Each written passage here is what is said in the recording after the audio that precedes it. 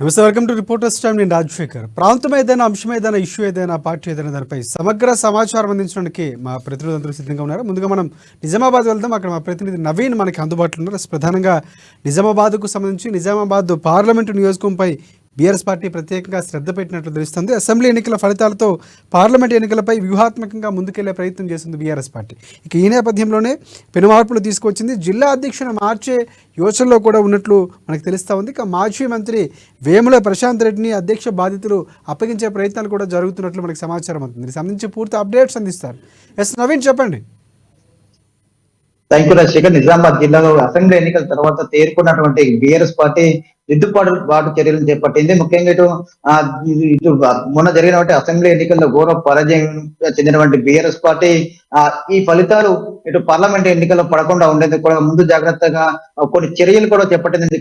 ముఖ్యంగా ఇటు మొన్న జరిగినటువంటి అసెంబ్లీ ఎన్నికల్లో ఇటు బీఆర్ఎస్ పార్టీ చాలా స్థానాలు కూడా కోల్పోయిన పరిస్థితి ఉంది. దీనికి బాధ్యత వహిస్తూ శాఖ పరంగా కొన్ని మార్పులు కూడా చేసేందుకు కూడా సిద్ధమవుతున్నట్లుగా తెలుస్తుంది. ముఖ్యంగా జిల్లా అధ్యక్ష పదవిని తప్పించి మరో సీనియర్ నాయకుడు ఇస్తే ఎలా ఉంటుంది అన్న దానిపై కూడా పార్టీలో కూడా అంతర్గతంగా చర్చ జరుగుతుందన్న కూడా మనకు తెలుస్తుంది. అయితే ముఖ్యంగా ఇప్పుడు ప్రస్తుతానికి చూస్తుంటే నిజామాబాద్ జిల్లా బీఆర్ఎస్ పార్టీ అధ్యక్షుడిగా మాజీ ఎమ్మెల్యే జీవారెడ్డి ఉన్నారు. జీవారెడ్డి తప్పించి ఆ స్థానంలో మాజీ మంత్రి బాల్కొండ నియోజకవర్గ ఎమ్మెల్యే అయినటువంటి వేముల ప్రశాంత్ దగ్గరికి ఇస్తే ఎలా ఉంటుంది, ఎన్నికల్లో ఎలా ముందుకు వెళ్తాము పాలన దానిపై కూడా ముఖ్యమైన నాయకులతో కూడా చర్చించినట్లుగా తెలుస్తుంది. ముఖ్యంగా మొన్న జరిగినటువంటి నిజామాబాద్ సంబంధించిన అసెంబ్లీ ఎన్నికలు మొత్తం 5 స్థానాలు కానీ ఒక్క బాల్కొండ తప్ప మిగతా స్థానాలు కూడా పూర్తిగా బీఆర్ఎస్ పార్టీ తుడిచిపెట్టుకుపోయిన పరిస్థితి కనిపిస్తుంది. తెలంగాణ వచ్చిన తర్వాత 2 సార్లు జరిగినటువంటి అసెంబ్లీ ఎన్నికల్లో ఇటు బీఆర్ఎస్ పార్టీ 5కి 5 స్థానాలు బీఆర్ఎస్ పార్టీ కైవసం చేసుకుంది. అయితే మొన్న జరిగినటువంటి అసెంబ్లీ ఎన్నికల్లో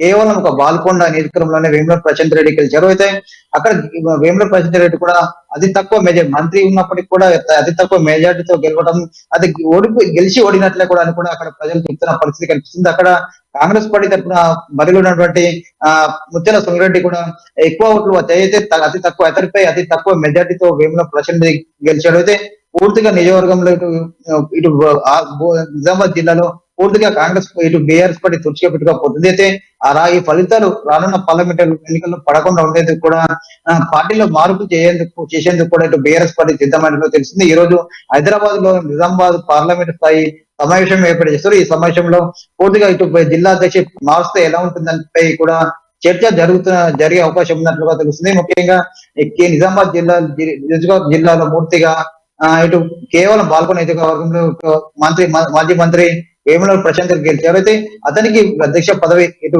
నిజామాబాద్ జిల్లాలో సీనియర్ నాయకుడు, అలాగే సీఎం కేసీఆర్ కు అత్యంత సన్నిహితుడు వేముల ప్రశాంత్ రెడ్డికి అధ్యక్ష పదవి ఇస్తే ఖచ్చితంగా మంచి ఫలితాలు ఉంటాయి ఇటు పార్లమెంట్ ఎన్నికలను కూడా చర్చ జరుగుతున్నట్లు తెలుస్తుంది. అయితే జీవన్ రెడ్డికి కూడా ఆర్మూర్ నుండి గత ఎన్నికల్లో పోటీ చేశాడు, ఓడిపోయారు. దాంతో పాటు ఇటు వేరే అతని పదవి కోల్పోయాడు. దాంతో పాటు ఇటు అధ్యక్ష పదవి పోవడం కూడా ఒకంత షాక్ పరిణామం అని చెప్పవచ్చు. అయితే ఇది ఖచ్చితంగా ఈ రోజు జరిగినటువంటి నిజామాబాద్ పార్లమెంట్ స్థాయి ఎన్నిక సమావేశంలో అది అధ్యక్ష పదవి మాత్రం మాత్రం ఇటు జీవన్ రెడ్డికి ఒక్కొక్క పదవి కూడా కోల్పోయే పరిస్థితి అని చెప్పవచ్చు. అయితే ఖచ్చితంగా రానున్న పార్లమెంట్ ఎన్నికలు ఇది సీఎం కేసీఆర్ కూతురు కవిత కూడా బరిలో మరోసారి కూడా బరిలో నిలుస్తారని చెప్పి సమావేశం ఇటు సూచనలు రావడంతో ఖచ్చితంగా కవితను గెలవాలంటే ఖచ్చితంగా నిజామాబాద్ జిల్లా బీఆర్ఎస్ పార్టీ అధ్యక్షుడిగా గట్టి నాయకుడు ఉండాలి.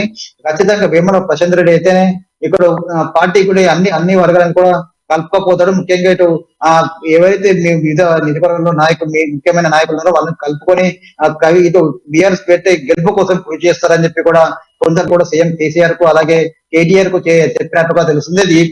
వీరి సూచనల మేరకు జిల్లా అధ్యక్ష పదవిని కూడా మార్చే అవకాశం ఉన్నట్లుగా తెలుస్తున్న పరిస్థితి మాత్రం కనిపిస్తుంది. రాజశేఖర్.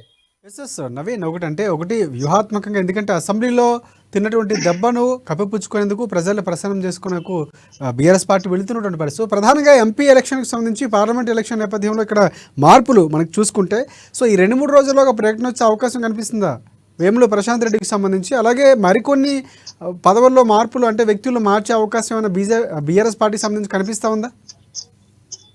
ఖచ్చితంగా అని చెప్పచ్చు. ఎందుకంటే వీటి మొన్న జరిగినట్టు అసెంబ్లీ ఎన్నికల్లో బీఆర్ఎస్ పార్టీ ఆ, పరాజయం చెందింది. ఎందుకంటే నిజామాబాద్ జిల్లాలో తెలంగాణ వచ్చిన తర్వాత జరిగినట్టు రెండు ఎన్నికల్లో అసెంబ్లీ ఎన్నికల్లో కూడా బీఆర్ఎస్ పార్టీ పూర్తిగా 5 స్థానాలుగా గెలిపిన పరిస్థితి అయితే మొన్న జరిగిన అసెంబ్లీ ఎన్నికలు కేవలం బాల్కొన గెలపడంతో కూడా ఆ పార్టీకి తీవ్రమైన షాక్ ఇచ్చిందని చెప్పవచ్చు. ఫలితాలు చూసుకున్నట్లయితే అయితే ఖచ్చితంగా జీవన్ రెడ్డి పూర్తిగా మొన్న మొన్న జరిగిన ఎన్నికలు పూర్తిగా విఫలమయ్యాడు. అయితే వేముల ప్రశాంత్ రెడ్డికి ఆ పదవి ఇస్తే మాత్రం ఖచ్చితంగా ఆ ముందుకెళ్లే పరిస్థితి ఉందని చెప్పి కూడా పార్టీ నాయకులు కూడా ఆలోచన చేస్తున్నట్టు తెలుస్తుంది. ఈ తరుణంలో ఈ రోజు జరిగినటువంటి నిజామాబాద్ పార్లమెంట్ స్థాయి సమావేశంలో కూడా ఈ నిర్ణయం తీసుకునే ఆ సూచనలు కూడా ఉన్నట్టు తెలుస్తుంది. దీంతో పాటు జిల్లా అధ్యక్షుడితో పాటు వివిధ నియోజకవర్గాల్లో పార్టీ కూడా పూర్తిగా అక్కడ ఉన్నటువంటి ఎమ్మెల్యే క్యాండిడేట్ పేరు దీనికి ఎవరు ఒక కారణం ఇక్కడ ఏమి లోటుపాటు జరిగిందని కూడా దానిపై ఎవరికి పార్టీ మార్చాలి, ఇక్కడ ఎవరికి జిల్లా మండల స్థాయి అధ్యక్షులు కావచ్చు, ఇంకా కింద స్థాయి పదవులు కూడా పూర్తిగా సమూలంగా మార్చే దానిపై కూడా దృష్టి పెట్టినట్టు తెలుస్తుంది. ఎందుకంటే గత జరిగిన ఎన్నికల్లో కూడా బీజేపీ పార్టీ తరఫున బరిలో ఉన్నటువంటి అరవింద్ ఎంపీగా గెలుపొందారు. ఈసారి కూడా ఫస్ట్ బోర్డు తెస్తానని హామీ ఇచ్చారు. దీంతో పాటు ఫస్ట్ బోర్డు జిల్లా జరిగినటువంటి బీజేపీ సమావేశంలో నరేంద్ర మోడీ చేత కూడా ఫస్ట్ బోర్డు ప్రకటన తెప్పించాడు. దీంతో పాటు ఫస్ట్ రైతులు కూడా పూర్తిగా బీజేపీ వైపు చూస్తున్న పరిస్థితి. దీంతో పాటు ఇటు కర్ణాటకతో పాటు ఇటు తెలంగాణ జరిగినట్టు అసెంబ్లీ ఎన్నికల్లో కాంగ్రెస్ పార్టీ గెలుపొందింది. పూర్తిగా అనుకున్న స్థాయి కన్నా ఎక్కువ ఓట్లు వచ్చాయి. ఇటు అధికారంలో కూడా రెండు రాష్ట్రాలు కూడా కాంగ్రెస్ పార్టీ అధికారంలోకి వచ్చింది. దీంతో కాంగ్రెస్ హవా కూడా కొనసాగుతున్న పరిస్థితి కనిపిస్తుంది. ఖచ్చితంగా పార్లమెంట్ ఎన్నికల్లో కూడా కాంగ్రెస్ పార్టీ గట్టి పోటీచ్చే అవకాశం ఉంది.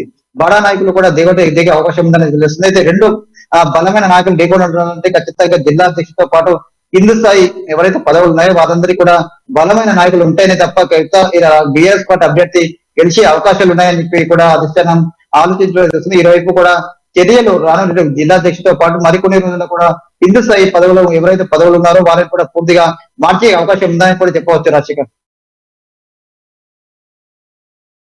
పంతాలో వెళుతున్నటువంటి పరిస్థితి, ఎమ్మెల్యేలందరినీ కూడా ఇన్ఛార్జీలుగా ప్రకటించి, సో ఇక్కడ కూడా ఇన్ఛార్జ్ మార్పులు ఏమైనా జరిగే అవకాశం కనిపిస్తుంది. ఎందుకంటే అక్కడ ప్రధానంగా బీజేపీ పార్టీ గతంలో గెలిచినటువంటి పరిస్థితి. ఎంపీ అరవింద్ పసుబోర్డు మీరు అన్నట్లు ప్రధానంగా దాన్ని బాండ్ పేపర్ ఇస్తూ ఆయన ముందుకెళ్లారు, ప్రజల్లోకి వెళ్ళారు. సో గెలిపించినటువంటి పరిస్థితి, తర్వాత పసుబోర్డు హామీ కూడా తీసుకొచ్చినటువంటి పరిస్థితి. సో ఇక్కడ చూసుకుంటే ప్రధానంగా ఈసారి బీజేపీ బలం కూడా కొంతవరకు తగ్గింది చూసినటువంటి కాంగ్రెస్ పార్టీ హవా నేపథ్యంలో.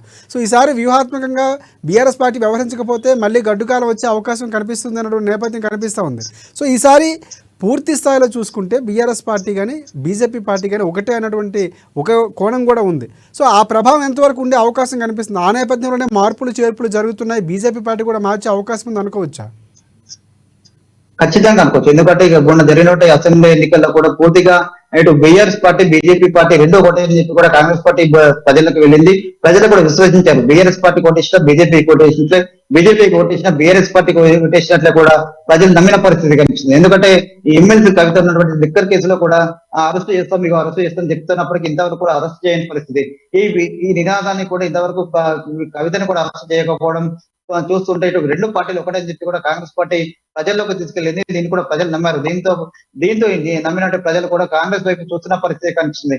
ఏదైతే మొన్న జరిగే అసెంబ్లీ ఎన్నికల్లో ఏ ఆయుధం అయితే వాడారో రెండు పార్టీలు ఒకటే అని చెప్పి కూడా రానున్న పార్లమెంట్ ఎన్నికల్లో కూడా అదే ఆయుధాన్ని తీసుకెళ్లి నిజామాబాద్ పార్లమెంట్ స్థానాన్ని కూడా కాంగ్రెస్ ఖాతాలో వేసుకునేందుకు కూడా కాంగ్రెస్ పార్టీ నిర్ణయం తీసుకున్నట్టుగా తెలుస్తుంది. ముఖ్యంగా ఇటు చూసుకున్నట్లయితే ఇప్పుడు రానున్న పార్లమెంట్ ఎన్నికల్లో బీజేపీ పార్టీ కూడా గట్టి బలమైన నాయకుడు ఉన్నాడు. అయితే మొన్న జరిగినట్టు అసెంబ్లీ ఎన్నికల్లో బీజేపీ పార్టీ 2 స్థానాలు గెలిపించినప్పటికీ ఓట్ల శాతం కూడా పెరిగిన పరిస్థితి కనిపిస్తుంది.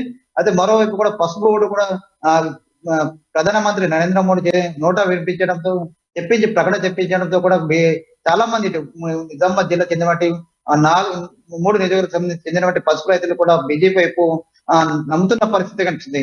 దీన్ని తట్టుకుంటూ ఇటు రెండు BRS party Congress party BJP party రెండు ఒకటేని ఇతర నినాదాన్ని ప్రజలకు తీసుకెళ్తే మాత్రం కాంగ్రెస్ పార్టీ సక్సెస్ అయ్యే అవకాశం కనిపిస్తుంది. మరోవైపు ఇటు బోధన్ నిజాం షుగర్ ఫ్యాక్టరీ కూడా 100 రోజుల్లో తెరిపిస్తామని చెప్పారు కవిత ఇటు తమ ప్రభుత్వం అధికారులు వస్తే ఇంతవరకు కూడా బీఆర్ఎస్ పార్టీ వచ్చి 10 సంవత్సరాలు అవుతుంది. ఇంతవరకు అక్కడ తెరిపించలేని పరిస్థితి, అక్కడ ఉన్న కార్మికులను పండించుకునే పరిస్థితి.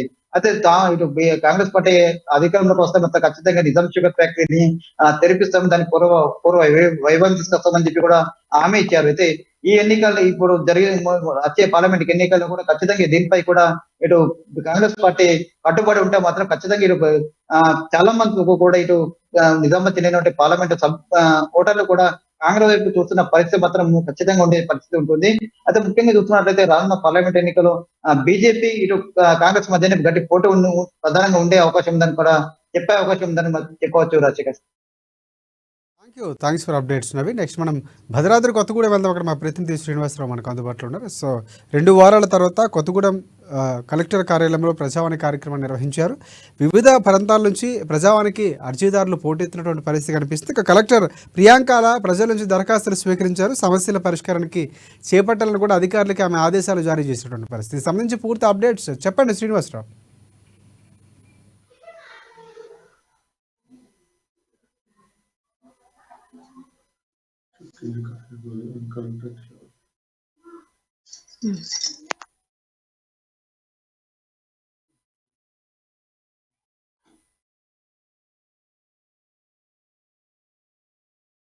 సంబంధించినటువంటి సమస్యలు కావచ్చు, ఈ యొక్క పలు సమస్యల పైన తమ యొక్క వినతి పత్రాలను అందజేసి ఆ యొక్క సమస్యలకు పరిష్కారం కొరకు వచ్చినటువంటి జిల్లా నలుమూల నుంచి వచ్చినటువంటి ప్రజలు ఈ యొక్క ప్రజావాణి కార్యక్రమంలో తమ దరఖాస్తులను కలెక్టర్ కు ప్రియాంక అలాకు అందజేసినటువంటి నేపథ్యంలో ఈ యొక్క ప్రజావాణి కార్యక్రమంలో ప్రతి డిపార్ట్మెంట్ నుంచి ఆ యొక్క సంబంధిత అధికారి తప్పనిసరిగా ఈ యొక్క ప్రజావాణి కార్యక్రమంలో పాల్గొనేటువంటి ఈ యొక్క నేపథ్యంలో ఈ యొక్క దరఖాస్తులు ప్రజల నుంచి వచ్చినటువంటి పలు సమస్యల పైన వచ్చినటువంటి ఆ యొక్క దరఖాస్తులు ఏదైతే ఉన్నాయో వాటిని తక్షణమే పరిష్కరించేందుకు చర్యలు తీసుకోవాలని చెప్పేసి ఈ యొక్క ప్రజావాణిలో పాల్గొన్నటువంటి అధికారులకు ప్రియాంక అలా కలెక్టర్ ఆదేశాలు ఇచ్చినటువంటి నేపథ్యంలో అధికారులు కూడా ఆ యొక్క ప్రజల నుంచి వచ్చినటువంటి వినతి పత్రాల సమస్యల పైన ప్రజల దృష్టి సారించి ఆ యొక్క సమస్యల పరిష్కారానికి కృషి చేస్తున్నటువంటి నేపథ్యం ఉన్నది. ఈ 2 వారాల తర్వాత ఈ యొక్క ప్రజావాణి కార్యక్రమం ఈ రోజు నిర్వహించడంలో ఈ యొక్క ప్రజావాణి కార్యక్రమానికి ప్రజల యొక్క అధిక సంఖ్యలో పాల్గొన్నటువంటి నేపథ్యం కూడా ఉంది రాజశేఖర్. రైట్. ఎన్ని దరఖాస్తులు ఈరోజు వచ్చాయని మనకు తెలుస్తూ ఉంది. ఎందుకంటే ప్రజాపాలన వైపు నిర్వహించినటువంటి పరిస్థితి దాని ప్రభావంతో ఈసారి ఇళ్ల పట్టాలకు సంబంధించి దరఖాస్తులు తగ్గినటువంటి పరిస్థితి ఉందా? ఈ రోజు ప్రధానంగా ఎలాంటి సమస్యలపై దరఖాస్తులు వచ్చాయి, ఎన్ని దరఖాస్తులు వచ్చాయో తెలుస్తూ ఉందా? అంటే అక్కడ పల్లెల్లో ఉన్నటువంటి అంటే తాగునీటి సమస్య కావచ్చు, రోడ్లు కావచ్చు, ఈ యొక్క పొలము తగాదాలు కావచ్చు, అలాగే పట్టా భూములకు సంబంధించినటువంటి ఇష్యూస్ లో ఎక్కువగా ఈ యొక్క ప్రజావాణి కార్యక్రమంలో దరఖాస్తులు ఆ యొక్క గిరిజన ప్రాంతం నుంచి ఎక్కువగా వచ్చినటువంటి దరఖాస్తులు అధికంగా ఉన్నాయని కూడా చెప్పుకోవచ్చు రాజశేఖర్. ఈ యొక్క అర్జీలు ఏవైతే ఉన్నాయో చేసుకున్నటువంటి ఆ యొక్క రెవెన్యూ డిపార్ట్మెంట్ కావచ్చు, అలాగే ఆర్డబ్ల్యూఎస్ డిపార్ట్మెంట్ కావచ్చు, ఈ యొక్క పలు సమస్యల పైన వచ్చినటువంటి ఆ యొక్క శాఖల అధికారులకు కలెక్టర్ ప్రియాంక అలా వెంటనే సమస్యలు పరిష్కరించాలని చెప్పేసి కూడా తెలియజేయడం జరిగింది. ఈ యొక్క ప్రజావాణి కార్యక్రమం 5 గంటల వరకు నిర్వహించడం జరుగుతుంది కాబట్టి దరఖాస్తులు ఇంకా వివరాలు తెలియాల్సి ఉంది రాజశేఖర్. రైట్. ఇంకోటి అంటే గతంలో కూడా కలెక్టర్కి అధికారులకి కానీ పరిశీలించినటువంటి దరఖాస్తు ఒకసారి మళ్ళీ రాకుండా పునరావృతం కాకుండా సమస్య పరిష్కారం అయ్యేలా చూడాల్సిన అవసరం ఉందని చెప్పారు. కొన్ని సమస్యలకు సంబంధించి ఎన్నిసార్లు కూడా వినతి పత్రాలు ఇచ్చినా పట్టించుకోవట్లేదు అన్నటువంటి కొన్ని సమస్యలు కూడా మళ్ళీ దృష్టికి ప్రజావానికి పునరావృతం అవుతున్నటువంటి పరిస్థితి. సో ఎలాంటి అప్లికేషన్లు ఏమైనా వచ్చినట్లు అధికారులు గుర్తించారా? అంటే ఒకటి రాజశేఖర్, ఇక్కడ చూసుకున్నట్టయితే కొన్ని కోర్టుల్లో ఉన్నటువంటి అంశాల పైన కొంత అది ఇక్కడ తీర్చేటువంటి సమయం ఇక్కడ అవకాశం లేదు. అవి కోర్టుల పరిధిలో ఉన్నప్పుడు కోర్టుల్లోనే అవి న్యాయం జరుగుతాయి.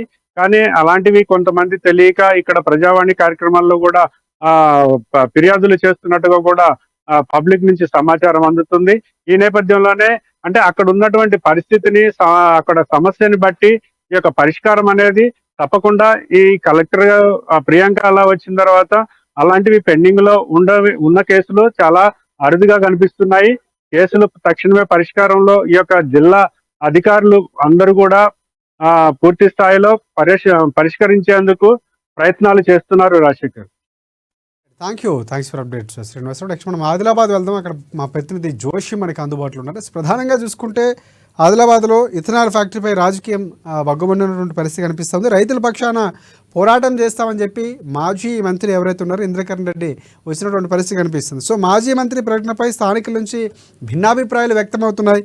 రైతులకు బీఆర్ఎస్ నేత మద్దతు ఇవ్వడం ఒక రాజకీయ కోణంగానే రాబోతున్నటువంటి పార్లమెంట్ ఎన్నికల నేపథ్యంలోనే ఇలాంటి ఆయన సపోర్ట్ ఇస్తున్నటువంటి వాదనలు వినిపిస్తున్నాయి. ప్రధానంగా బీఆర్ఎస్ పాలనలోనే దీనికి బీజం పడిందని, సో ఇలాంటి ఫ్యాక్టరీపై అధికారం ఉన్నప్పుడు నోరు మీద పడినటువంటి మాజీ మంత్రి ఇప్పుడు ఎందుకు మాట్లాడుతున్నటువంటి వాదనలు కూడా వినిపిస్తున్నటువంటి పరిస్థితి. సో దీనికి సంబంధించి పూర్తి అప్డేట్స్ ఏంటి చెప్పండి జోషి.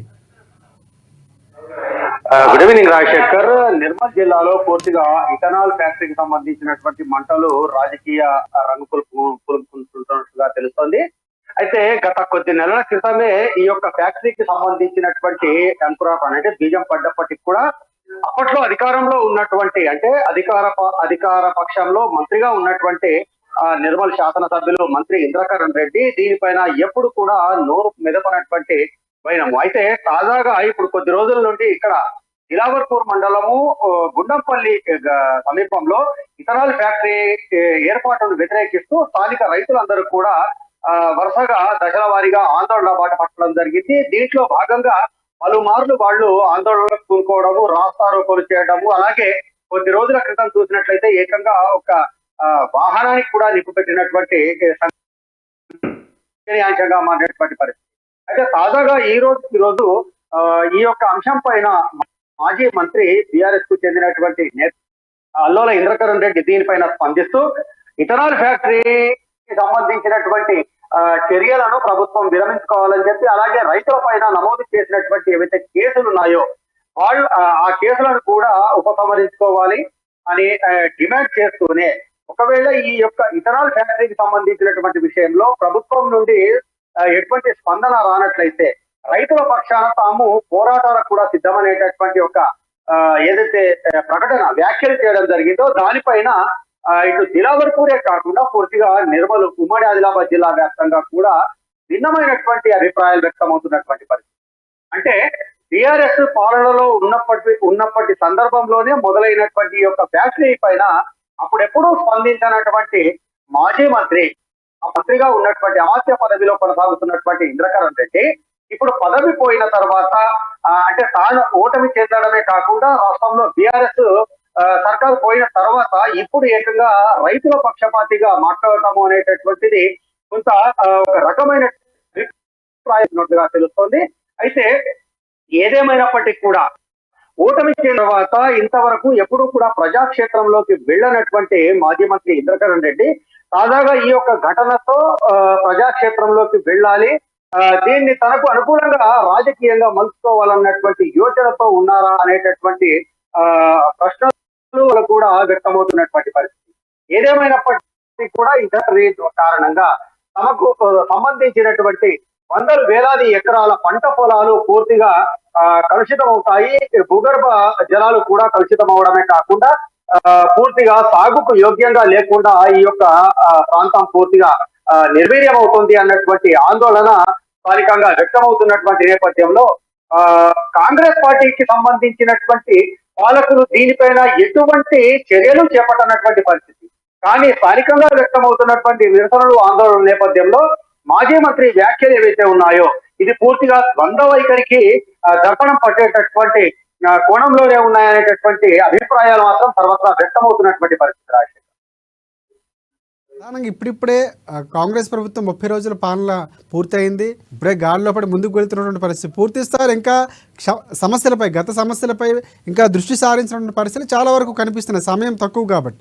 సో ఈ నేపథ్యంలో ఇక్కడ ప్రతిపక్ష పాత్ర పోషించేందుకు ఇలాంటి వ్యాఖ్యలు చేశారు అనుకోవచ్చు, లేదంటే రాబోతున్నటువంటి పార్లమెంట్ ఎన్నికల దృష్ట్యానే తన ఉనికిని చాటుకునేందుకు ఒకవేళ ఆ ఎన్నికలకు సమాయత్తమయ్యే దిశగానే ఇలాంటి కామెంట్స్ చేశారు అనుకోవచ్చు మనం.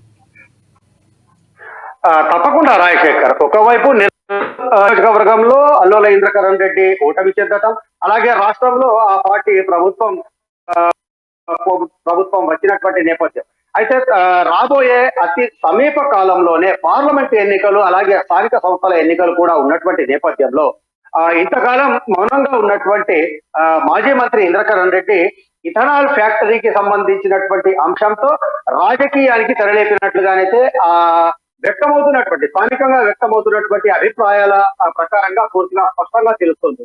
రాబోయే పార్లమెంటు ఎన్నికలకు సంబంధించి ఇదివరకే ఆదిలాబాద్ జిల్లాకు సంబంధించినటువంటి ఆదిలాబాద్ పార్లమెంటు నియోజకవర్గానికి సంబంధించినటువంటి సమావేశం బీఆర్ఎస్ అధిష్టాన పెద్దలు ఈ కొద్ది రోజుల క్రితమే నిర్వహించినటువంటి నేపథ్యంలో ఇథనాల్ ఫ్యాక్టరీకి సంబంధించినటువంటి అంశంతోనే జనాల్లోకి వెళ్లాలని చెప్పి, అలాగే కాంగ్రెస్ పార్టీకి ఎన్నికల నేపథ్యంలో ప్రజలు బ్రహ్మరథం పట్టినటువంటి నేపథ్యంలో రాష్ట్ర వ్యాప్తంగా కాంగ్రెస్ కి అనుకూల పవనాలు ఉన్నటువంటి ప్రస్తుత తరుణంలో దాన్ని ధీటుగా ఎదుర్కోవాలంటే ఏదైనా స్థానిక సంస్థలను మాత్రమే తెరపైకి తీసుకురావడం ద్వారా పరోక్షంగా కాంగ్రెస్ పార్టీకి రైతులను జనాలను దూరం చేయడము, అలాగే తాము దగ్గర కావటము అనేటటువంటి ఈ యొక్క విధానాన్ని మాజీ మంత్రి అవలంబిస్తున్నారా అనేటటువంటి అనుమానాలు కూడా కలుగుతున్నటువంటి పరిస్థితి.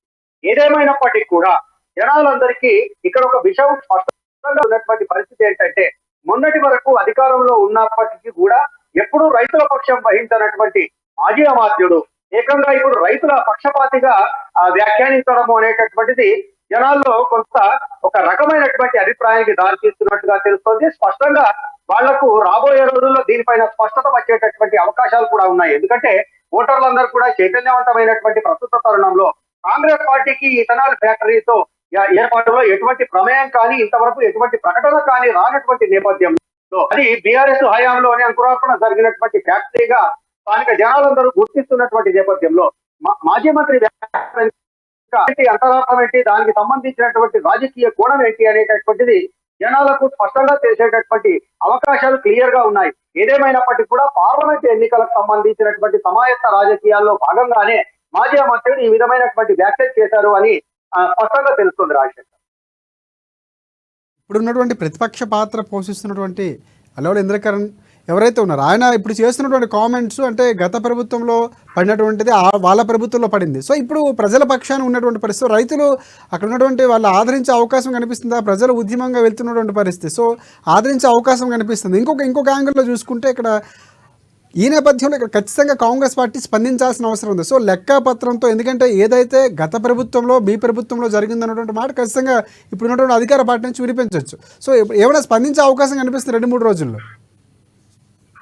ఖచ్చితంగా దీనిపైన అంటే ఇంతవరకు కేవలం స్థానిక రైతుల కోణంలోనే జరిగినటువంటి ఆందోళన అయినటువంటి నేపథ్యంలో దీంట్లో ఎటువంటి రాజకీయ కోణము లేనటువంటి నేపథ్యంలో కాంగ్రెస్ కు చెందినటువంటి పెద్దలు కావచ్చు, పాలక వర్గానికి సంబంధించినటువంటి ముఖ్యులు కావచ్చు దీనిపైన స్పందించినట్లుగా తెలుస్తోంది. అయితే ప్రస్తుతం ఉన్నటువంటి పరిస్థితుల్లో మాజీ మంత్రి చేసే నేపథ్యంలో ఖచ్చితంగా దీనిపైన కాంగ్రెస్ పార్టీకి చెందినటువంటి ఉమ్మడి జిల్లాకు చెందినటువంటి ప్రజాప్రతినిధులు కావచ్చు, అలాగే నియోజకవర్గాలు కావచ్చు, దాన్ని దాటి రాష్ట్ర స్థాయి నాయకులు కావచ్చు ఖచ్చితంగా స్పందించాల్సినటువంటి అవసరం ఉంది. స్పందించేటటువంటి అవకాశం కూడా ఉన్నట్టుగా తెలుస్తోంది. రాబోయే రోజుల్లో దీనిపైన కాంగ్రెస్ పార్టీకి చెందినటువంటి ముఖ్యులు కావచ్చు, ఈ యొక్క ఆందోళన మాట పట్టినటువంటి రైతులకు ఈ యొక్క ఇథనాల్ ఫ్యాక్టరీ పైన పూర్తిగా స్పష్టతనిచ్చేటటువంటి అవకాశాలు లేకపోలేదు. అప్పుడు గనక అంటే స్థానికుల్లో దీనికి సంబంధించి పూర్తి అవగాహన కలిగినట్లయితే ఒకవైపు ప్రజాక్షేత్రం మాజీ మంత్రి చులకన కావడమే కాకుండా ఆయన రాజకీయాన్ని కూడా విడిచికొట్టేటటువంటి అవకాశాలు లేకపోలేదు.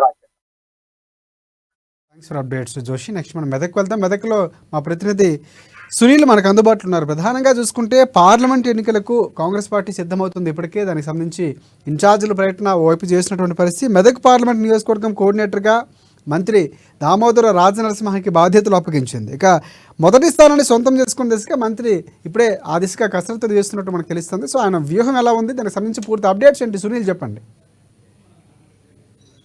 అంటే ఉమ్మడి మెదక్ జిల్లాలో రెండు పార్లమెంట్ స్థానాలు ఉన్నాయి. ఇందులో మెదక్ పార్లమెంట్ స్థానాన్ని ఈసారి ఖచ్చితంగా కైవసం చేసుకోవాలని చెప్పి కాంగ్రెస్ పార్టీ ఇప్పటికే గట్టి నిర్ణయానికి వచ్చింది. మరోవైపు జైరాబాద్ లో చూసుకున్నట్లయితే కాంగ్రెస్ పార్టీకి అనుకూలమైన పరిస్థితుల నేపథ్యంలో మెదక్ ని ఖచ్చితంగా ఎంపీ పార్లమెంట్ గెలుచుకోవాలని చెప్పి కూడా భావిస్తున్నారు. ఎందుకంటే మెదక్ పార్లమెంట్ నియోజకవర్గంలో మొత్తం 5 అసెంబ్లీ స్థానాలు ఉండగా మెదక్ అసెంబ్లీ స్థానాన్ని మాత్రం కాంగ్రెస్ పార్టీ కైవసం చేసుకుంది. అక్కడ డాక్టర్ రోహిత్ రెడ్డి గెలుపొందడం జరిగింది కాంగ్రెస్ అభ్యర్థిగా. మిగతా సిద్దిపేట, గజ్వేల్, దుబ్బాక, పటాన్చెరు ఈ 4 నియోజకవర్గాల్లో బీఆర్ఎస్ పార్టీ అభ్యర్థులు విజయం సాధించారు. కాంగ్రెస్ పార్టీ అభ్యర్థులు ఓటమి పాలయ్యారు. ఈ నేపథ్యంలో ముఖ్యంగా గజ్వేల్ చూసుకున్నట్లయితే మాజీ ముఖ్యమంత్రి కేసీఆర్ ప్రాతినిధ్యం వహిస్తున్నటువంటి పరిస్థితి ఉంది. ఈ నేపథ్యంలో ఖచ్చితంగా మెదక్ పై కాంగ్రెస్ పార్టీ గురిపెట్టిందని చెప్పవచ్చు. అందుకోసమే కాంగ్రెస్ పార్టీలో సీనియర్ నేతగా ఉన్నటువంటి ప్రస్తుతం వైద్య శాఖ మంత్రిగా ఉన్నటువంటి దామోదర రాజనరసింహకు కోఆర్డినేటర్ గా నియమించింది. ఆయన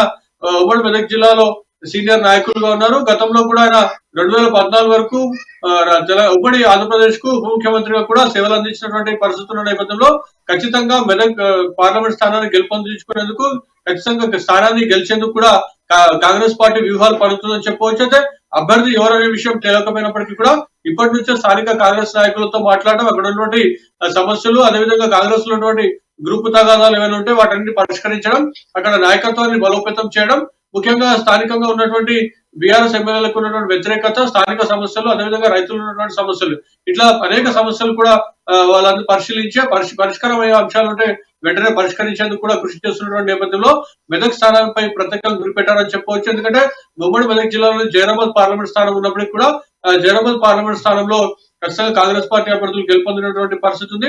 కాంగ్రెస్ పార్టీకి అక్కడ ఎర్జినటువంటి పరిస్థితి ఉంది. కానీ మెదక్ పై ఖచ్చితంగా గురిపెట్టారు. కేసీఆర్ కూడా మెదక్ బీఆర్ఎస్ అభ్యర్థిగా కూడా బరిలో దిగే అవకాశాలు సమాచారం వస్తున్న నేపథ్యంలో కాంగ్రెస్ కూడా ఆలోచిస్తుంది. కాంగ్రెస్ బీఆర్ఎస్ పార్టీ నుంచి కేసీఆర్ కనుక బరిలో దిగితే కాంగ్రెస్ పార్టీ నుంచి బలమైనటువంటి నాయకుడిని నిలబెట్టేందుకు కూడా ఒక దశలో కాంగ్రెస్ పార్టీ ఆలోచిస్తుంది. ముఖ్యంగా కాంగ్రెస్ పార్టీ అగ్ర నాయకురాలుగా ఉన్నటువంటి ప్రియాంక గాంధీని కూడా మెదక్ పార్లమెంట్ బరిలో దింపాలని చూస్తున్నారు. ఎందుకంటే గతంలో 1984లో కూడా కాంగ్రెస్ పార్టీ నుండి కాంగ్రెస్ పార్టీ అభ్యర్థిగా దివంగత ప్రధానమంత్రి అక్కడ పోటీ చేసినటువంటి పరిస్థితి ఉంది ఇందిరాగాంధీ. ఈ నేపథ్యంలో మెదక్ లో ఆమె ఖచ్చితంగా గెలుపొందినటువంటి పరిస్థితి ఉంది. ఆమె సొంత నియోజకవర్గంలో అక్కడ నార్త్ లో ఓడిపోయినప్పటికీ కూడా మెదక్ స్థానం నుంచి కూడా ఇందిరాగాంధీని గెలుపొందించినటువంటి పరిస్థితి ఉంది.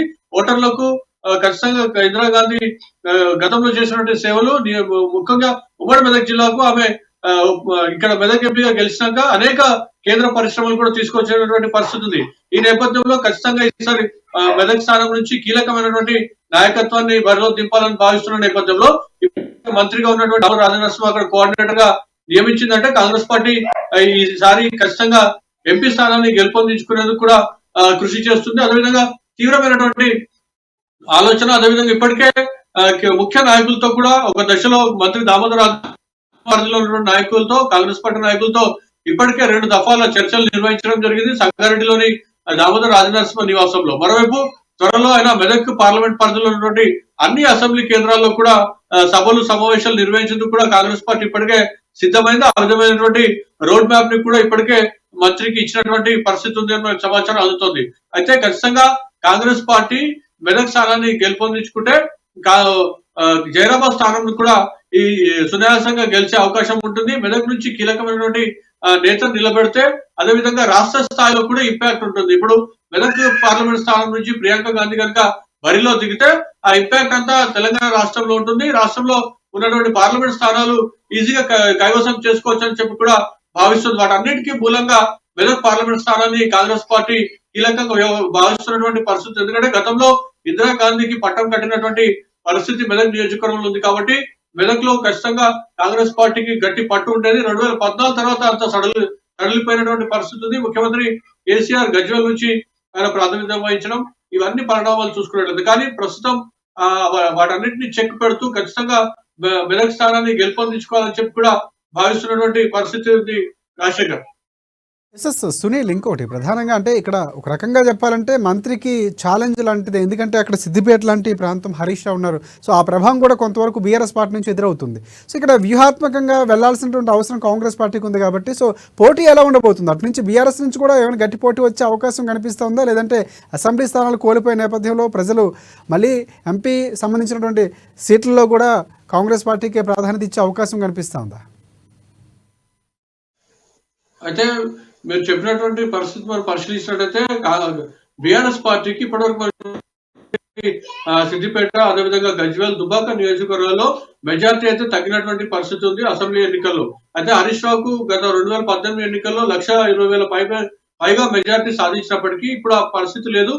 మొన్న జరిగినటువంటి అసెంబ్లీ ఫలితాల్లో మెజార్టీ పూర్తి స్థాయిలో అప్పటి మంత్రి ప్రస్తుతం మాజీ మంత్రిగా ఉన్నటువంటి సిద్దిపేట బీఆర్ఎస్ అభ్యర్థి హరీష్ రావుకు తగ్గినటువంటి పరిస్థితి ఉంది. కేసీఆర్ కూడా దాదాపు 2018 అసెంబ్లీ ఎన్నికల్లో గజ్వేల్ నుంచి పైచిలుకు మెజార్టీతో గెలుపొందినప్పటికీ ప్రస్తుతం ఆ మెజార్టీ రాలేదు. ఆయనకు కేవలం 30,000 పైచిలుకు మెజార్టీతో గెలుపొందినటువంటి పరిస్థితి ఉంది.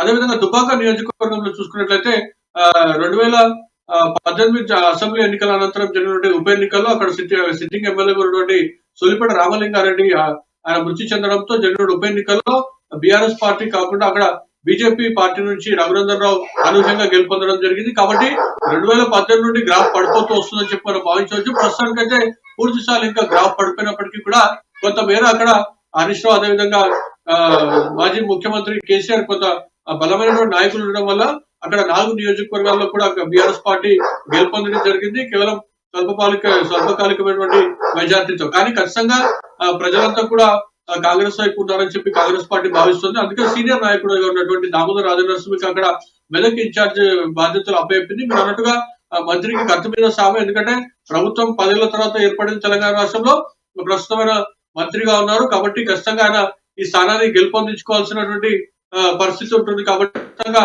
ఆయన ప్రతిష్టాత్మకంగా తీసుకున్నారు.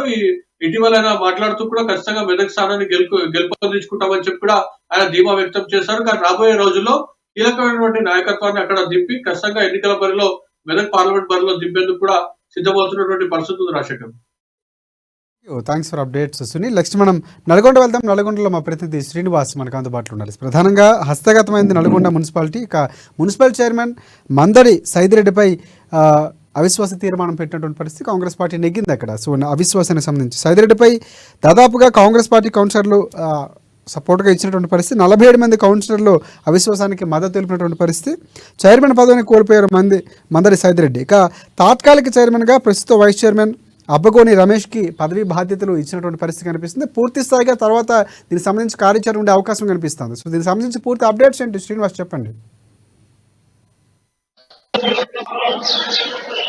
ఉమ్మడి నల్గొండ జిల్లా వ్యాప్తంగా చూసినట్లయితే ఒక్కసారిగా రాజకీయ సంబంధించినటువంటి అలజడులు మొదలైనటువంటి పరిస్థితి. అయితే ప్రధానంగా చూసుకున్నట్లయితే మొన్న చూసినట్లే భువనగిరి మున్సిపాలిటీలో ఆల్రెడీ జిల్లా కలెక్టర్ గారికి సంబంధించినటువంటి నివేదిక సమర్పించి సూర్యాపేట జిల్లా సంబంధించినటువంటి నివేదిక సరిపోతుంది.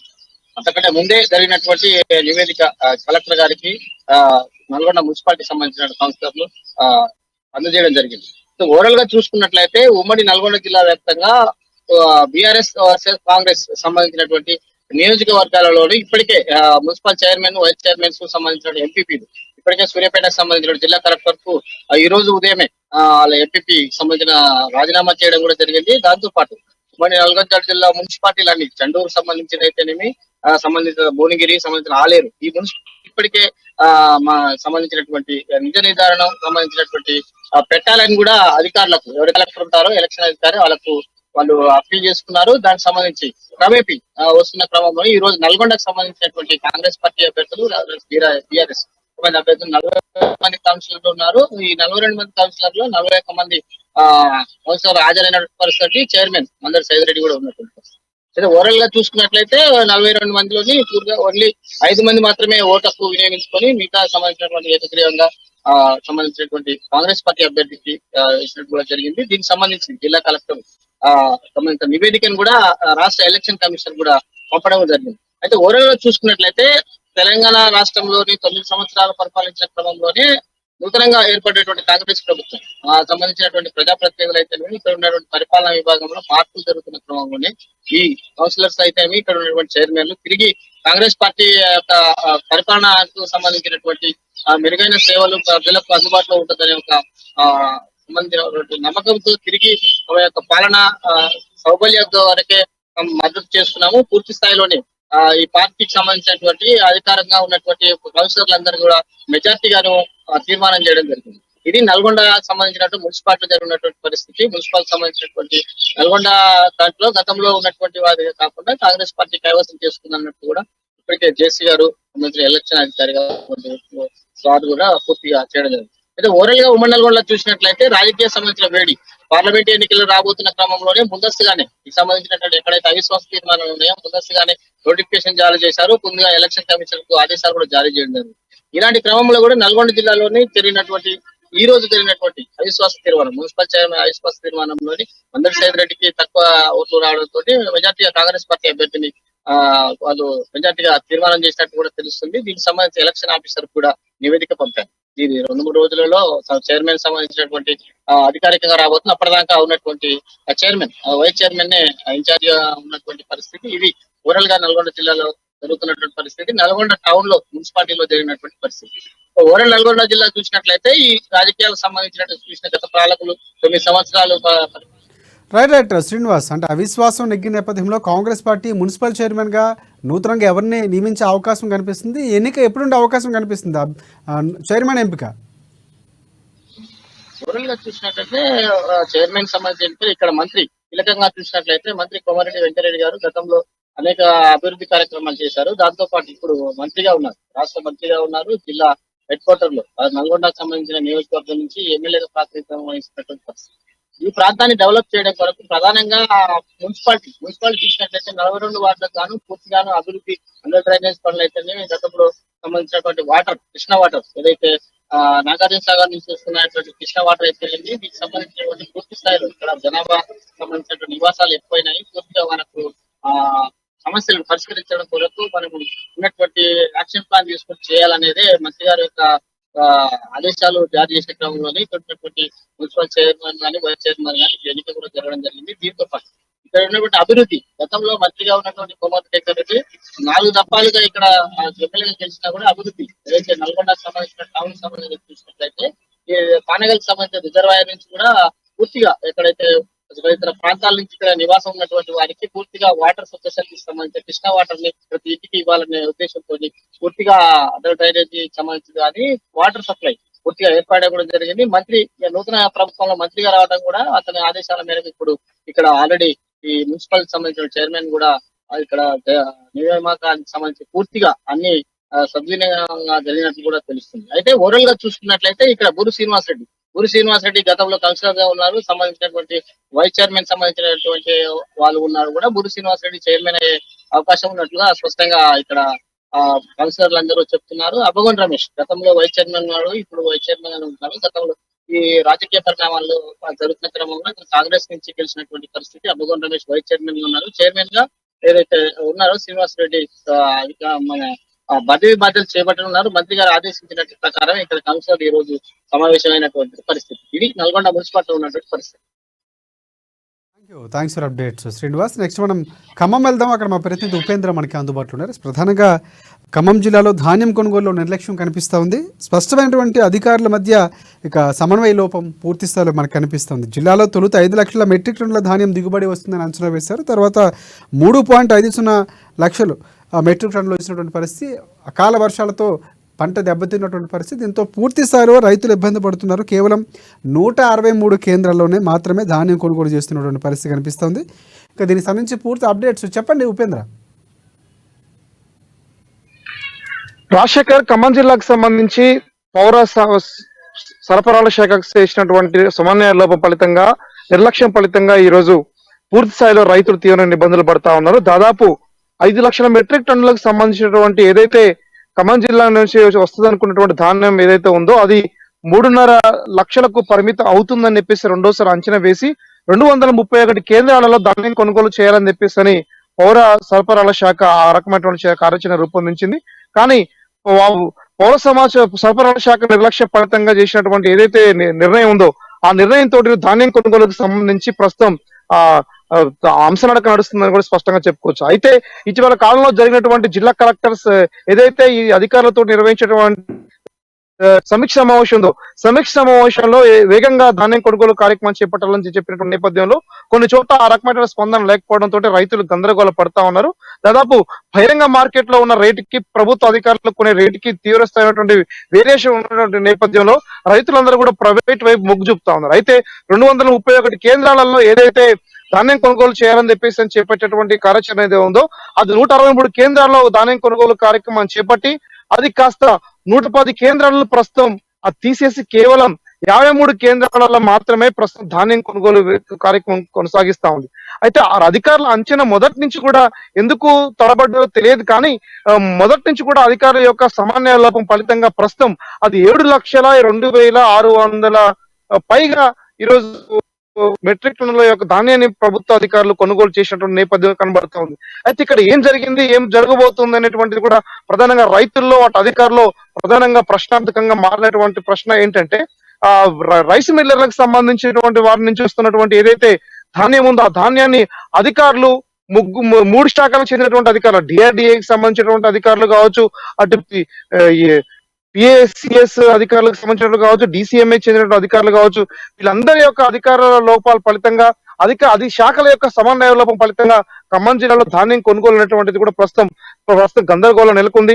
ఇప్పటికే గత ఖరీఫ్ సీజన్ నుంచి ఇప్పటి వరకు కోతల సమయంలో కూడా అకాల వర్షం కారణంగా దిగుబడి తగ్గింది అని బాధితుల యొక్క ఆశల్ని సన్నీరు చేసే విధంగా జిల్లా అధికారులకు వ్యవహార శైలి లోపం ఫలితంగా ఈరోజు ఖమ్మం జిల్లాలో ఉన్నటువంటి ధాన్యం కొనుగోలు కొద్ది మంది దళారులకు సంబంధించినటువంటి పర్వం మారిపోతా ఉంది. దళారుల చేతుల్లోకి వెళ్ళిపోయి అది మిల్లర్ల నుంచి అధికారులు కొంటున్నారు అనేటువంటి ఆరోపణలు కూడా వస్తా ఉన్నాయి.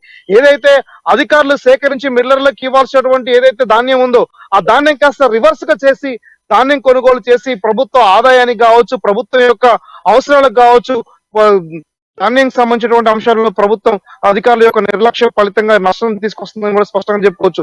ప్రధానంగా ధాన్యం సేకరించి ధాన్యాన్ని మొత్తం కొనుగోలు చేసి మిల్లర్లకు ఇచ్చి మిల్లర్ల నుంచి బియ్యాన్నిగా మార్చి పౌర సరఫరాల శాఖకి ఇవ్వాల్సినటువంటి అధికార యంత్రాంగం దీన్ని గజిబిజి గందరగోళం చేసి గత లాస్ట్ ఇయర్ కి ఇప్పటికీ మధ్య ఉన్నటువంటి సమన్యాయం కావచ్చు, గత లాస్ట్ ఇయర్ సేకరణకి ప్రస్తుతం సేకరణ కావచ్చు, ఈ అన్ని విషయాలు కూడా ఒక స్పష్టమైనటువంటి వివరణ జిల్లా అధికారుల వైపు నుంచి రాకపోవడం అనేది కూడా దీంట్లో నిర్లక్ష్యం చాలా స్పష్టంగా కనబడతా ఉంది. రాజశేఖర్, ఇదే నేపథ్యంలో ఖమ్మం జిల్లాకు సంబంధించి ఇప్పటికే సత్తుపల్లి నియోజకవర్గం కావచ్చు, అటు పాలేరు నియోజకవర్గంలో ధాన్యం పాడి మీద డిపెండ్ అయినటువంటి ప్రజానికం రైతులు కూడా దాదాపు 9,443 మంది రైతులు ఇప్పటికే సందర్భం కనబడతా ఉంది. అయితే ఖమ్మం జిల్లా వ్యాప్తంగా జరుగుతున్నటువంటి పరిణామాలకు సంబంధించి తోటి అధికారుల మధ్య ఉన్నటువంటి ఇంటర్నల్ ఒప్పందం ఏమైంది కుదిందా అనేటువంటి కూడా ఆరోపణలు జిల్లా అధికార యంత్రాంగంపై వస్తా ఉంది. కానీ దీని పట్ల స్పష్టమైనటువంటి పర్యవేక్షణ కావచ్చు, స్పష్టమైనటువంటి వివరణ కానీ అధికారుల వైపు నుంచి రాకపోవడం తోటి ఖచ్చితంగా ఇది ఏదో జరుగుతుంది అనేటువంటి కూడా అనుమానానికి, అపోహకు దారితీస్తుంది అనేటువంటిది కూడా స్పష్టంగా చెప్పుకోవచ్చు రాజశేఖర్. అయితే ఇప్పటి వరకు మొదటి నుంచి కూడా ఏదైతే దిగుబడి తగ్గుతుంది అని చెప్పేసి అంచనేసినటువంటి ఏదైతే పౌర సరఫరాల శాఖ ఉందో అది కేవలం 5 లక్షల నుంచి 3.5 లక్షలకు తగ్గించేసి ఇప్పుడు డబల్ ఇంత పాడి ఎక్కడి నుంచి వస్తా ఉంది, ఇక్కడ ధాన్యం ఎక్కడి నుంచి వస్తుంది అనేటువంటిది కూడా. ఎస్ ఉపేంద్ర, ఒకటి ఇంత జరుగుతున్నా కూడా అధికారులకి వాళ్ళకి ఒక అండర్స్టాండింగ్ ఉన్నటువంటి ఆరోపణలు వస్తున్నటువంటి నేపథ్యంలో ఈ కొత్త ప్రభుత్వం ఏమైనా స్పందించే అవకాశం కనిపిస్తుందా? అంటే అధికారులకి ఒక హెచ్చరిక లాంటి జారీ చేయడం కానీ లేకపోతే పూర్తి స్థాయిలో లెక్కలు దానికి సంబంధించినటువంటి వివరాలు తెలుసుకునే ప్రయత్నం కొత్త ప్రభుత్వంలో ఉన్నటువంటి ఎమ్మెల్యేలు కానీ చేసే అవకాశం కనిపిస్తూ ఉందా? ఎస్ రాజశేఖర్, ఇది ఇటీవల కాలంలో ఇప్పుడే ఒక్కొక్కటి వెలుగులోకి వస్తా ఉన్నాయి. ప్రధానంగా ధాన్యం కొనుగోలు అంశంలో అధికారుల యొక్క వైఖరి ఎవరి వైపు నుంచి జరిగింది ఏంటి అనేది కూడా పూర్తి స్థాయిలో రాష్ట్ర ప్రభుత్వం, రాష్ట్ర మంత్రులు దానిపై పర్యవేక్షణ పెంచాల్సిన అవసరం ఉండబోతా ఉంది. ప్రధానంగా ధాన్యంకి గత ధాన్య సేకరణ, ఈ సంవత్సరం ధాన్య సేకరణకి మధ్య వేరియేషన్ ఏంటి, ఎక్కడ లోపం జరిగిందని చెప్పేసి సమీక్ష కనుక నిర్వహిస్తే జిల్లా కలెక్టర్ ఇటీవల కాలంలో సమావేశం నిర్వహించినప్పుడు ధాన్యం కొనుగోలు విషయంలో ఎక్కడ కూడా నిర్లక్ష్యం చేయకూడదు, తగినటువంటి గుండి సంచులకు సంబంధించినటువంటి ప్రజలందరికీ కూడా, రైతులందరికీ కూడా అందుబాటులో తీసుకొచ్చేసి ఎక్కడ కూడా కళ్ళానికి సంబంధించినటువంటి దాంట్లో ధాన్యం ఉండడానికి లేదు, మొత్తం కొనుగోలు చేయాలని చెప్పినప్పటికీ రైతులకు సంబంధించి ప్రభుత్వాన్ని ఇచ్చేటువంటి ఏదైతే కొనుగోలు చేసే కేంద్రాల కంటే ప్రైవేట్ లో కొనుగోలు చేసే కేంద్రాలకు ఎక్కువ మంది రైతులు ఈ సంవత్సరం ఖమ్మం జిల్లా వ్యాప్తంగా మొగ్గు చూపారు. అయితే రైతులందరూ ప్రైవేటు వాళ్ళకు కొనుగోలు అమ్మకాలు జరిపినటువంటి ప్రైవేట్ వ్యక్తుల నుంచి అధికారులు కొంటున్నారా, వీజేమైనా అండర్స్టాండింగ్ ఉందా అనేటువంటి పద్ధతిలో కనుక జిల్లా అధికార యంత్రాంగం కావచ్చు, రాష్ట్ర చేస్తే ఇక్కడ లోపాలను సరితీసే అవకాశం ఉన్నట్లుగా మనకి ఇప్పుడు ఒక అంచనాకు రావాల్సి వస్తుంది. ఏదేమైనా సరే కొనుగోలు అంశం నిర్లక్ష్యం ఫలితంగా ఈ రోజు రైతులకు సంబంధించి దళారులు, మధ్యవర్తుల మధ్య ఉంటే ఈ కొనుగోలుకు సంబంధించినటువంటి సమస్య ఉందో ఇది ఈ మూడు డిఆర్డిఏ, ఐకేపీకి సంబంధించినటువంటి వాళ్ళు, అదే నేపథ్యంలో డిసిఎంఎస్ అటు పిఎస్సిఎస్ సంబంధించినటువంటి ముగ్గురిని సమన్వయం చేసే దాంట్లో పౌర సరఫరాల శాఖ కొంత నిర్లక్ష్యం చేసిందనేటువంటి కనబడతా ఉంది.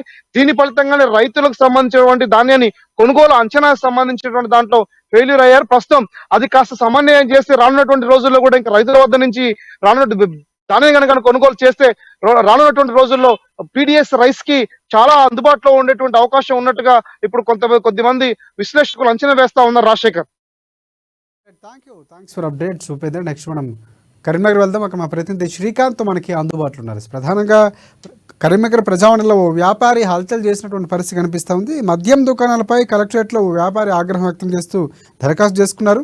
గాంధీ రోడ్లో మద్యం దుకాణం ఎత్తివేయాలంటూ నిరసన వ్యక్తం చేశాడు. పెట్రోల్ పోసుకొని బలవన్మరణానికి ప్రయత్నించినటువంటి పరిస్థితి కనిపించింది అక్కడ వస్త్ర వ్యాపారి.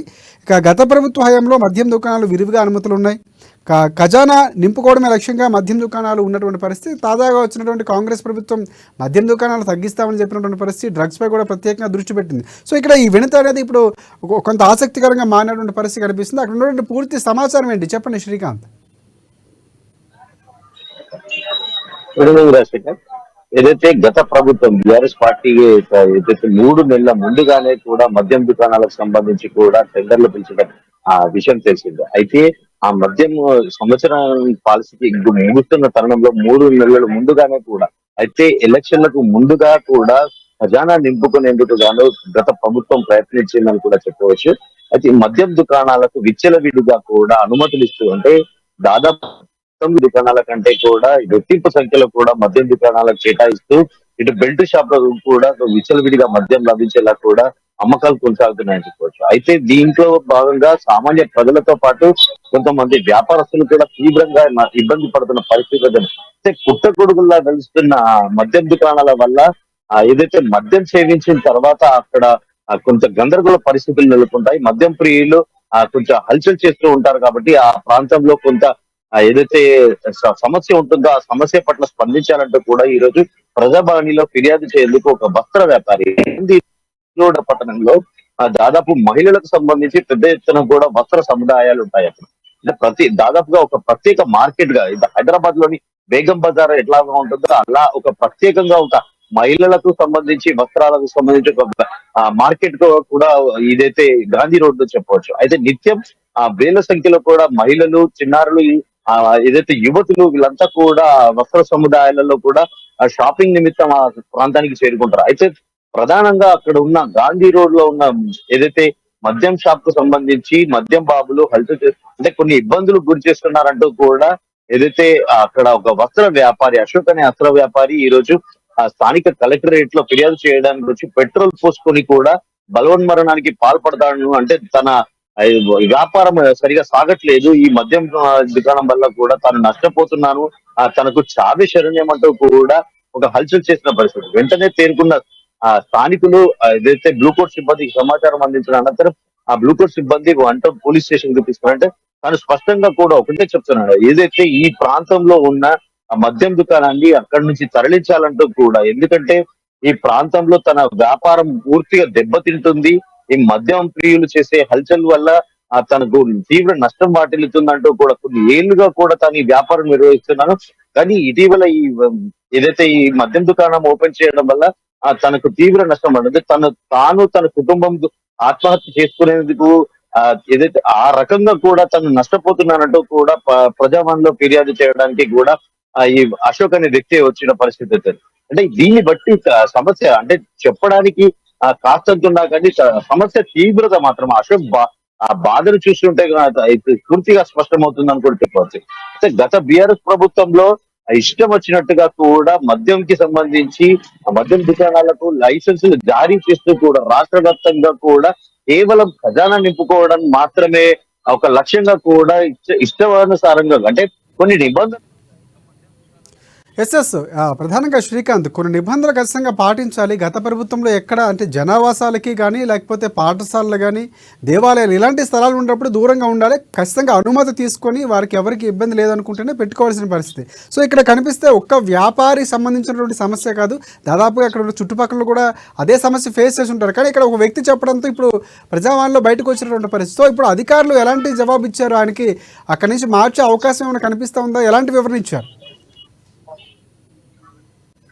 అయితే ఈ జనావాసాల్లో ఈ మద్యం దుకాణం ఏర్పాటు చేయడం పట్ల అంటే ప్రతి ఒక్కరికి సమస్య ఉన్నప్పటికీ ఏదో విధంగా దిగమింగుకొని అంటే అక్కడ స్థానికులంతా కూడా ఎవరికి చెప్పినా ఎలాంటి ప్రయోజనం ఉండదు అంటే గత 10 సంవత్సరాలుగా కూడా ప్రధానంగా చూస్తే ఏదైతే పైరవీలకు సంబంధించి ఎలాంటి సమస్యలు ఉన్నా కూడా ప్రభుత్వ పెద్దల దృష్టికి వెళ్ళినా కూడా తమకు న్యాయం జరగదు అంటూ కూడా ఒక వార్తనైతే అంటే ఏదైతే ఇలాంటి పైరవీలు వల్ల అంటే తాము ఎలాంటి ఫిర్యాదు చేసినా కూడా స్థానిక నేతల ప్రోద్బలంతో ఆ ఫిర్యాదులను కూడా పాలకులు పట్టించుకోరు, అంటే ప్రభుత్వాధికారులు కూడా పట్టించుకోరు అంటూ కూడా ఒక అసహనంతో కూడా ఇప్పటి వరకు ఎవరు కూడా. అయితే ఇప్పుడు కాంగ్రెస్ పార్టీ రాష్ట్రంలో అధికారంలోకి వచ్చిన తర్వాత ప్రతి అంశంలో కూడా ఏదైతే ఆ గత ప్రభుత్వానికి సంబంధించి విఫలమైన పరిస్థితులపై కూడా ప్రతి ఒక్కరూ తమ గళాన్ని వినిపిస్తున్న పరిస్థితిని, అంటే ఈ కాంగ్రెస్ ప్రభుత్వం తమకు న్యాయం చేస్తుందన్న నమ్మకంతో కూడా ఈ ప్రజావాణిలో ముఖ్యంగా చెప్తే అంటే రేవంత్ రెడ్డి ఏర్పాటు చేసిన ప్రజాపాలనలో కూడా ఫిర్యాదులు